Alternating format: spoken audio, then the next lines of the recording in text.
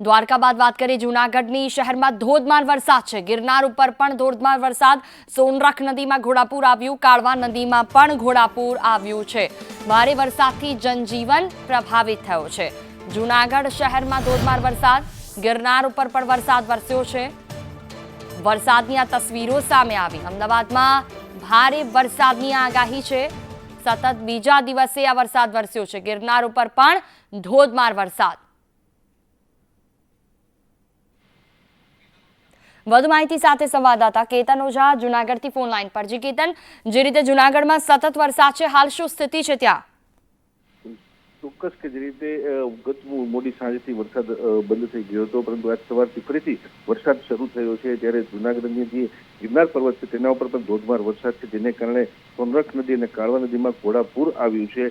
ખાસ કરીને જે સોનરખ નદી છે તે કાળવામાંથી પસાર થતી નદીને કારણે જે છે નીચેના જે વિસ્તારો છે તેને એલર્ટ કરવામાં આવ્યા છે અને જનજીવનને ભારે અસર પહોંચી છે।